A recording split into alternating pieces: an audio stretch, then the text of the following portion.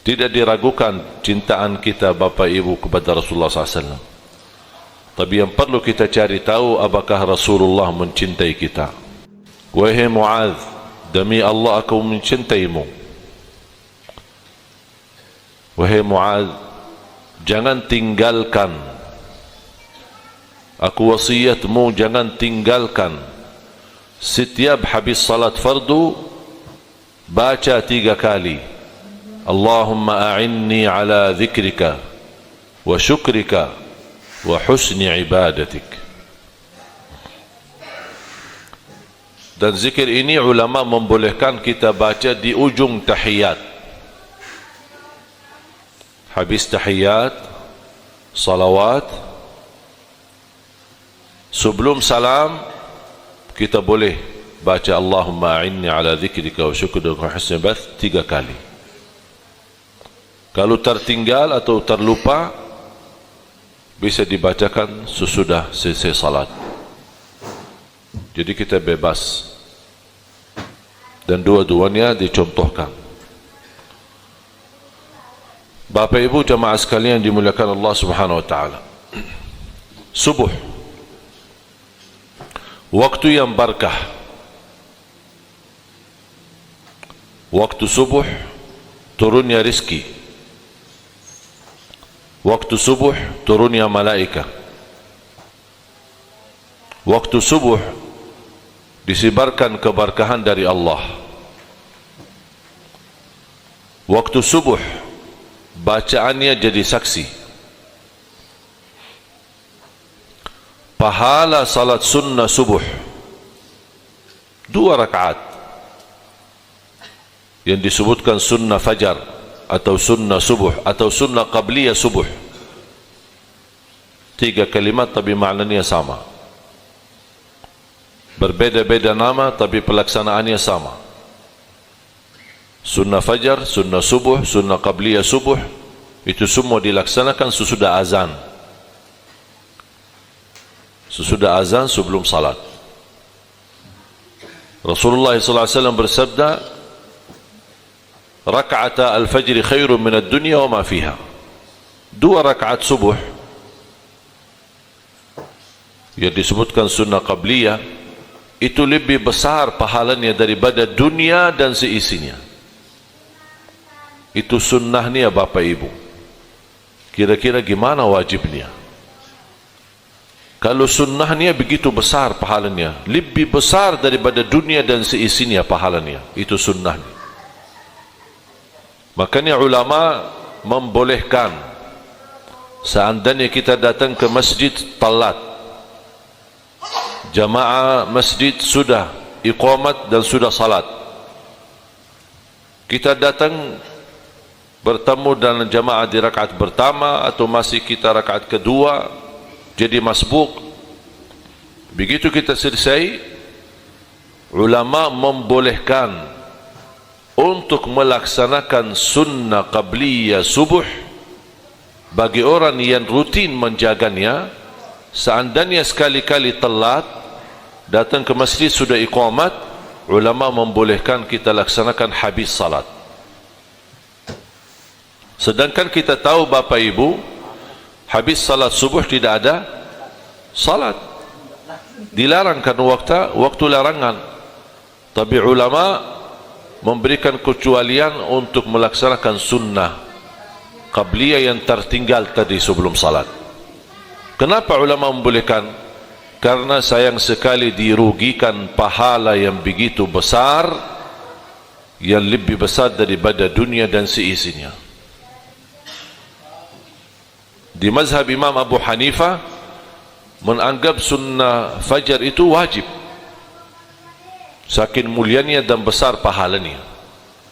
Makanya kadang-kadang kita melihat seorang awam di Masjid Nabawi atau di Masjidil Haram yang datang dari India, dari Pakistan, yang mereka bermazhab Hanafi, ketika masuk masjid walaupun imam lagi salat wajib, terlaksana salat fajar, mereka tetap salat sunnah baru gabung bersama jamaah.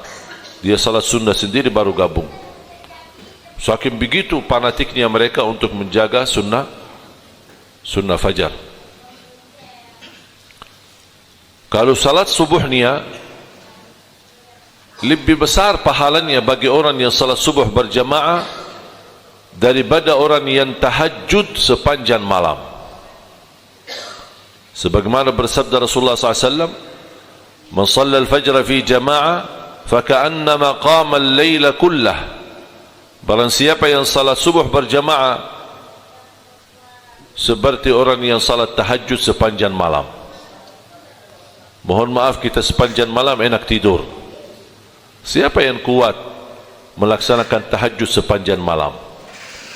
Itu pun kalau tahajud tertinggal, dengan kita melaksanakan subuh berjamaah, sudah begitu besar pahalanya, sama seperti orang tahajud sepanjang malam.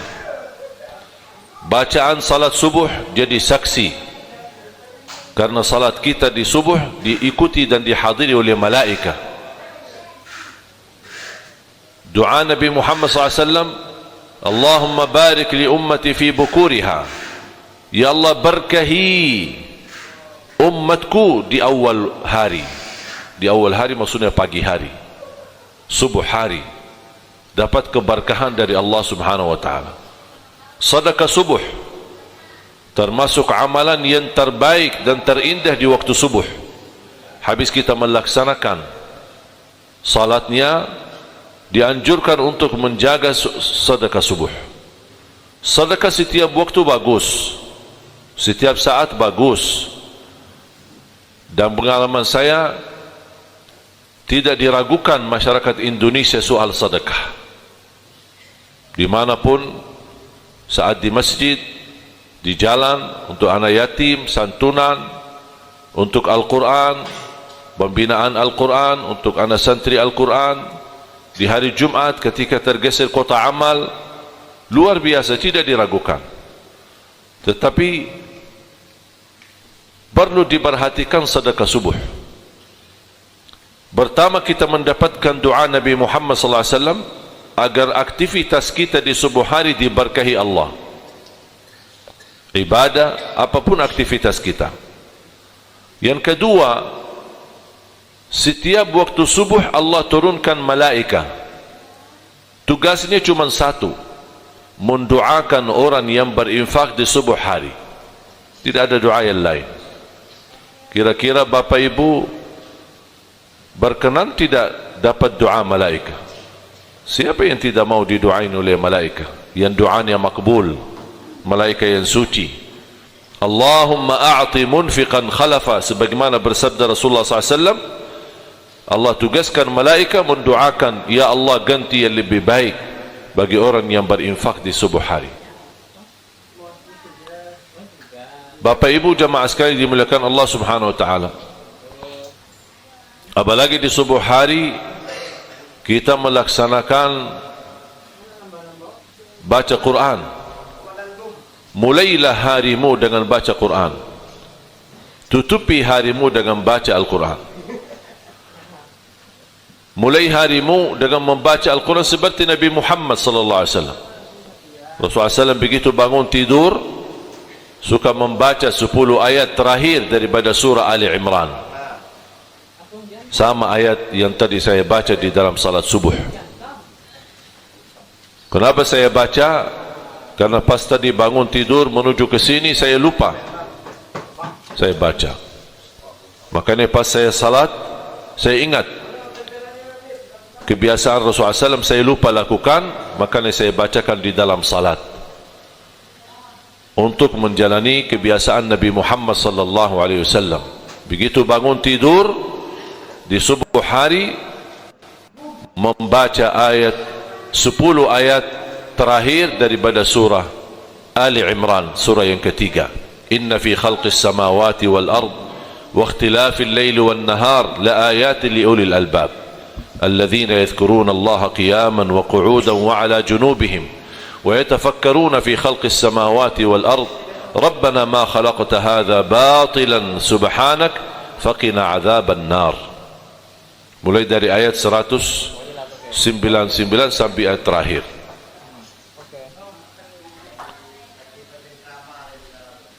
Jamaah sekalian dimuliakan Allah Subhanahu wa taala,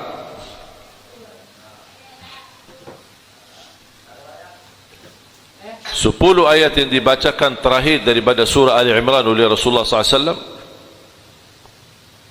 dari 189 sampai terakhir, itu merupakan keberkahan yang luar biasa. Apalagi kalau bisa dihayati dan dimaknai isi daripada surah Ali Imran, khususnya 10 ayat terakhir. Bapak Ibu jamaah sekalian dimuliakan Allah Subhanahu wa taala, salah satu karunia di subuh hari adalah kita bisa bersalat, salat berjamaah. Dan Rasulullah SAW bersabda, man shalla al-fajr fi jama'ah fahuwa fi dhimmatillah. Barang siapa yang salat subuh berjamaah, dia masuk dalam lindungan Allah.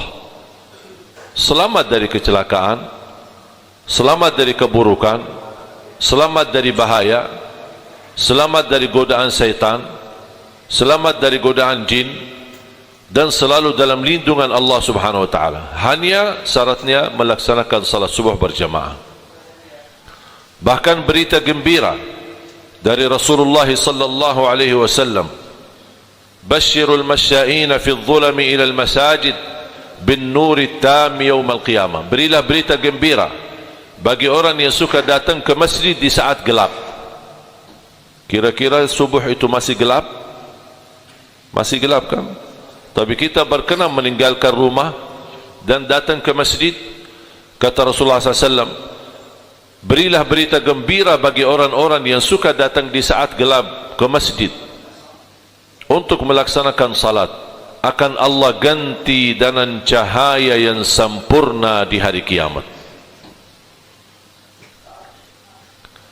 Dan ahli subuh yang mencintai subuh, yang mencintai salat subuh, pasti dijamin dia selamat dari kematian buruk dan kematian mendadak, dan dijamin insyaAllah husnul khatimah. Keberkahannya luar biasa salat subuh. Kenapa begitu luar biasa berkahnya? Karena salat subuh itu menjadi salat yang cukup berat, bahkan paling berat bagi orang munafik. Athqalus salati alal munafiqin salatul fajr. Salat yang paling berat bagi orang munafik salat subuh. Berat. Untuk bangun, tambah tidur yang hangat, suasana yang sedang dingin dan segar anginnya, tapi kita mau datang ke masjid berlangkah-langkah, gelap lagi. Ini membutuhkan tenaga yang luar biasa, membutuhkan tekad yang luar biasa, membutuhkan kemauan ketinggian yang luar biasa. Dan itu pun tidak bisa kalau bukan karena kesempurnaan iman. Kalau tidak ada iman, malas. Buat apa bangun? Syukur-syukur kalau bisa bangun salat di rumah. Makanya jamaah sekalian, bahagialah bisa melaksanakan salat subuh berjamaah di masjid, mendapatkan berita gembira dari Rasulullah SAW, akan Allah ganti dengan cahaya yang sempurna, dan langkah-langkahmu pulang pergi, bukan hanya datang, tapi pulangnya juga dihitung. Satu langkah satu darajat, satu langkah satu kebaikan, satu langkah menghapuskan dosa. Bapak Ibu jamaah sekalian dimuliakan Allah Subhanahu wa taala, alhamdulillah kami terus memperjalankan safari dakwah rucu di Jawa Tengah dan Jawa Timur. Dan insyaAllah perjalanan dakwah kami ini terus sampai hari raya Idul Adha. Dan tahun ini kami milih Jawa Tengah dan Jawa Timur untuk menjalani aktivitas safari dakwah. Inti dan target, harapan, tujuan daripada safari dakwah mewujudkan kita bersama, mewujudkan dan mencetak 1 juta penghafal Al-Quran untuk Indonesia. Alhamdulillah program kami ini sudah jalan, bukan baru mau jalan. sudah jalan 3 tahun yang lalu. Bahkan sebelumnya, tapi secara resmi sudah diaktifkan 3 tahun yang lalu. Alhamdulillah bisa menghasilkan banyak penghafal Al-Quran. Termasuk sebagian daripada perjuangan kami adalah acara Hafiz Indonesia. Pasti saya yakin Bapak Ibu suka melihat acara Hafiz Indonesia. Anak-anak kita yang membanggakan kita. Anak-anak di bawah 10 tahun tapi penghafal Al-Quran.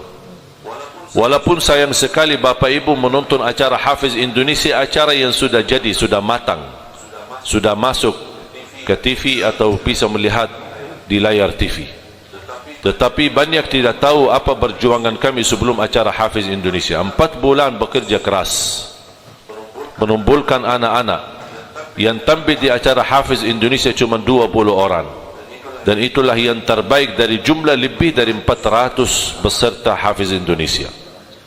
Dari seluruh Indonesia. Kami turun ke lapangan, dari desa ke desa, kampung ke kampung, sawah ke sawah. Bagaimana kita bisa menumbuhkan mereka, bagaimana kita mendidik mereka, bagaimana kita membina mereka, memperbaiki bacaan mereka, bagaimana menindahkan suara mereka, dan memilih yang terbaik dari jumlah yang begitu banyak. Karena tidak mungkin bisa semuanya tampil di acara Hafiz Indonesia. Makanya 20 orang itu termasuk peserta yang terbaik se-Indonesia. Ketika sudah terpilih 20 orang dari jumlah yang begitu besar, kami kumpulkan di Jakarta dan kami karantina. Selama di karantina 2 bulan berturut-turut bekerja keras. Ada dokter umum, ada dokter anak-anak, ada dokter psikologi jiwa untuk menjaga perasaan anak, bagaimana bisa dia menjauh dari lingkungan, bagaimana bisa berani, bagaimana bisa menjauhkan dari sifat malu tidak berani tampil, bagaimana bisa mewujudkan kebersamaan, kebersihan, tahajud bersama, bangun salat subuh, lumba azan subuh, bagaimana makan bersama, bagaimana baca Quran bersama. Jadi terwujud kebersamaan bersama anak-anak di karantina. Ada anak-anak yang sifatnya keras, ada anak-anak yang sifatnya pemalu, ada anak-anak yang sifatnya suka, mohon maaf ucapannya tidak layak dan tidak enak, ada anak-anak yang sifatnya mukul orang lain. Ini semua kita rubahkan.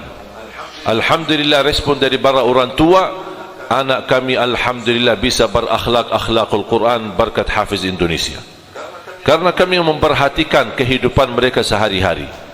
Bagaimana cara tidur sesuai cara tidur Nabi Muhammad, bagaimana bangun sebagaimana Nabi Muhammad, bagaimana berbaju dan berpakaian seperti Nabi Muhammad, bagaimana kita bisa wudhu seperti Nabi Muhammad, bagaimana kita bisa makan seperti Nabi Muhammad.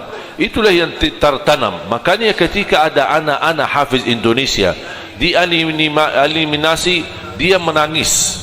Sampai ada jemaah curhat atau ada jemaah menyampaikan, kenapa harus dikeluarkan anak-anak dari Hafiz Indonesia? Kenapa harus dieliminasi? Kasihan mereka nangis-nangis. Bapak Ibu, mereka bukan menangis karena dikeluarkan dari acara Hafiz Indonesia. Mereka tidak menangis karena gagal dia tidak bisa mempertahankan diri di acara Hafiz Indonesia. Tapi mereka nangis dan sedih karena kehilangan lingkungan, kehilangan kebersamaan. 2 bulan berturut-turut mereka hidup bersama. Mereka bisa bersama setor hafalan, bisa bersama membaca Al-Quran, bisa bersama salat tahajud. Bahkan mereka berlomba-lomba untuk melaksanakan salatnya dan termasuk azan subuh. Saking begitu mereka girahnya tinggi dan semangatnya untuk azan subuh. Ada di salah satu anak beserta Hafiz Indonesia yang bangun duluan dan azan subuh sebelum waktunya. Saking begitu luar biasa mereka semangat. Bahkan ada di antara mereka yang setor dan murajaah baca Al-Quran setiap hari di karantina 7 juz. Ini anak-anak di bawah 10 tahun Bapak Ibu. Ini menjadi sebagian daripada perjuangan kami. Alhamdulillah acara Hafiz Indonesia menjadi acara yang terbaik setiap tahun. Jangankan di Indonesia dikagumi, alhamdulillah di luar negeri pun banyak menonton acara Hafiz Indonesia. Sampai di negeri Arab, walaupun mereka tidak faham bahasa Indonesia, tapi mereka suka nonton acara Hafiz Indonesia. Karena mereka pasti faham bacaan Al-Quran. Jadi apa yang disampaikan oleh Kak Irfan Hakim, apa yang disampaikan oleh saya dan para Dewan Juri, mereka tidak faham. Tetapi ketika anak-anak baca Quran, pasti mereka faham karena bahasa mereka. Makanya mereka memperhatikan, suka mengikuti acara Hafiz Indonesia. Ketika kami menghadiahkan umrah atau haji dan mereka bisa ke tanah suci, anak-anak berkesempatan bertemu dengan imam-imam besar Masjidil Haram dan Masjid Nabawi, dan mereka baca di hadapan para imam besar dan Masjidil Haram dan Masjid Nabawi.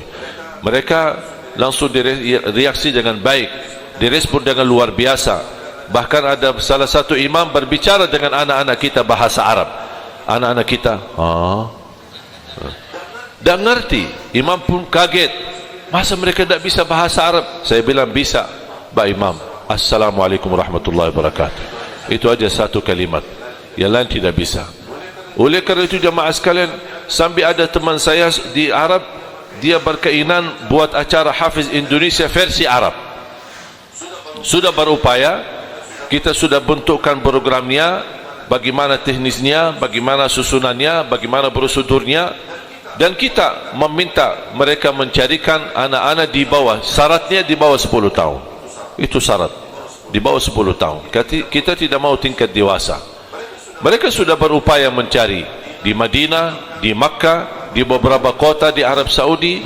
Jujur saja gagal, karena anak-anak di bawah 10 tahun di Arab ada hafiz Quran, tapi bisa dihitung dengan jari, 1, 2, 3 atau 4 orang, paling banyak 10 orang. Tidak ada jumlah yang banyak sebagaimana di Indonesia. Di Malaysia pun gagal untuk menjadikan acara seperti Hafiz Indonesia. Banyak yang tidak berhasil.